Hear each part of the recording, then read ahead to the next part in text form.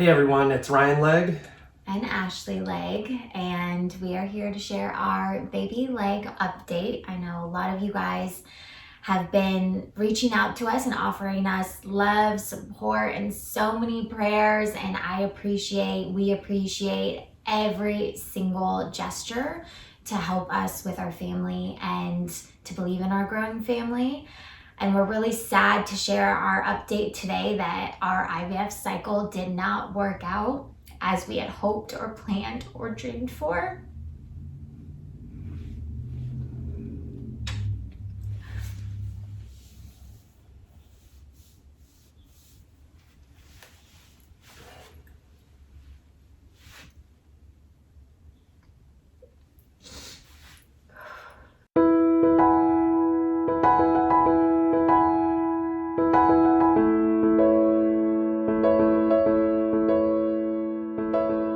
And it has been another hard situation to deal with on top of our infertility journey as a whole, and especially during this quarantine being self-isolated.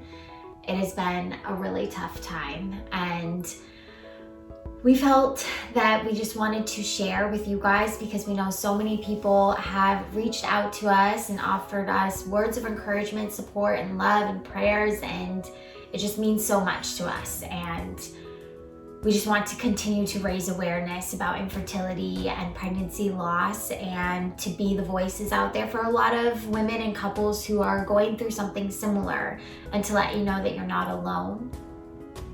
And we'll just tell you a little bit about what happened. And on March 10th is when we had our transfer, and it was truly fascinating to watch. It was pretty amazing. You're in the room and they wheel in this giant plastic box container thing with the gloves go in, and it's all protected, and then there's a microscope and a camera. They actually show you the embryo on the screen and everything. It's unbelievable, the science and everything and what they put into it, but it's amazing. It was quite the experience. And you know, that week was when the coronavirus pandemic started to worsen, and the social distancing started to turn into self-isolation. And so we had really both taken the time that week already off because we wanted to rest and make sure that we were being calm and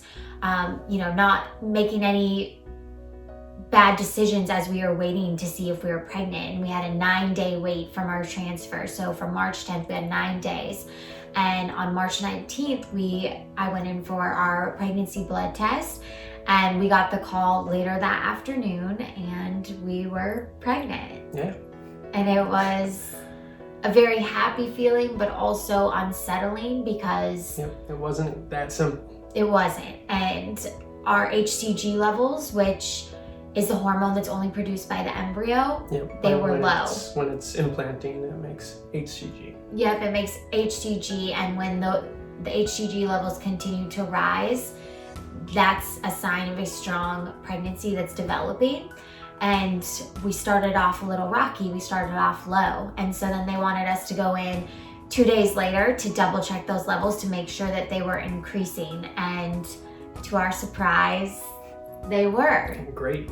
And 4 times. Yeah, and it was motivating for us to get us through to our next appointment, which was a week after that. And that appointment was our first scan, our ultrasound, where we would see a sac and a yolk sac.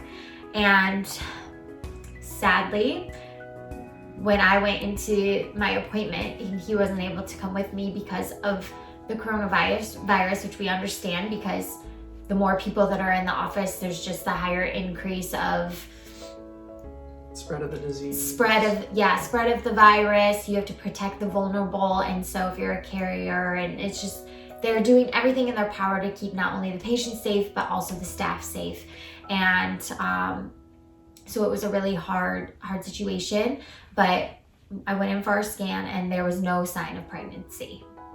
And it was really hard because we'd spent that whole week hoping and praying and, believing in our strong embryo to keep developing. And there was just nothing there. And so then we had to wait for our HCG levels, which was why I get routine blood work done. And they were increasing, but nowhere near where they should have been.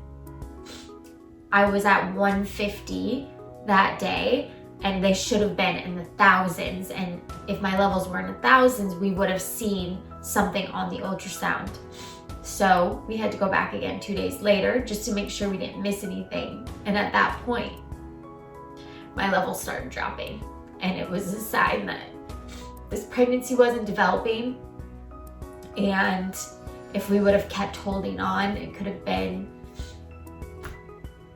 bad. It just wasn't a healthy pregnancy, they were saying. So at that point, we made the decision with our doctors to stop all hormone stimulants between the estrogen and the progesterone, because through this entire wait, we were still doing progesterone shots in my butt. I was still taking estrogen suppositories 3 times a day, and we decided to stop all medication. And as soon as we did that, I started to bleed. And that was just a sign that my body was rejecting any of the pregnancy tissue that had started to develop after implantation. So we quickly realized that we were having yet another chemical pregnancy, which is a hard pill to swallow.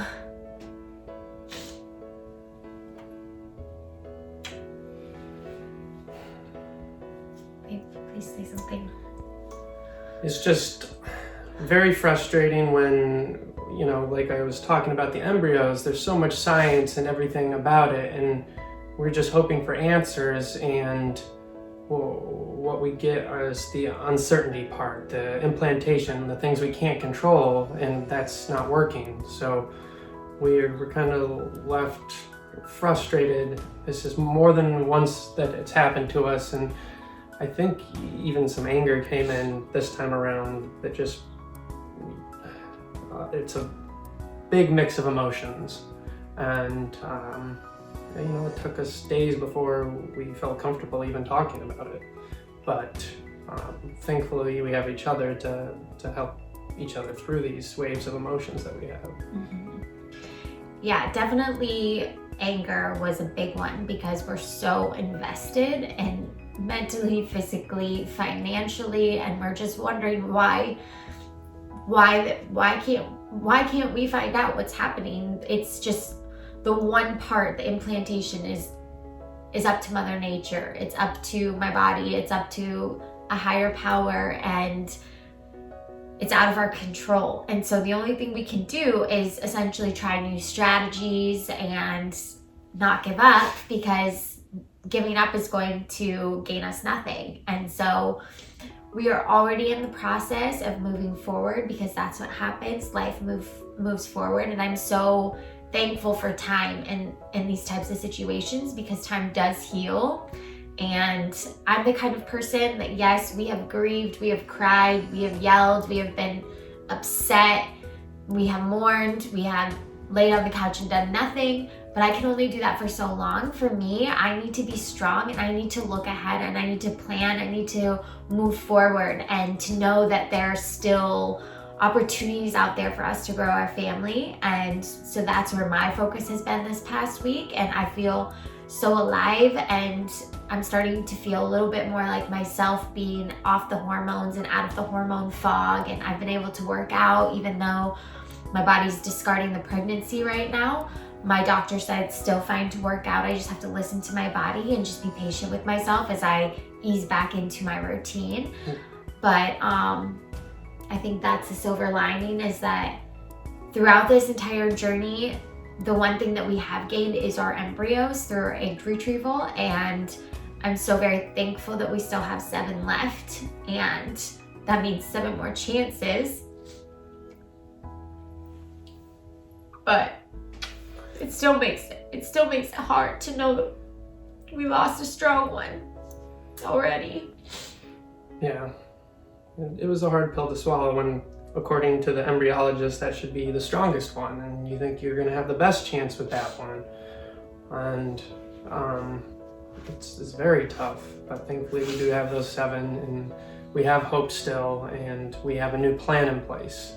And I will say I'm so proud of Ash and everything that she's been going through the last few days and how she's been able to deal with it. And you know, she just wants to continue to, you know, fight for our journey, but also get back to what she loves doing and helping other people. And seeing her be able to get back to doing that and also get back to working out, because she hasn't been able to work out, which is a passion of hers, I'm sure you all know. It's so refreshing to see her somewhat back to her normal self again a little bit, and it's beautiful to me. So we do have a plan, and that is what's motivating. And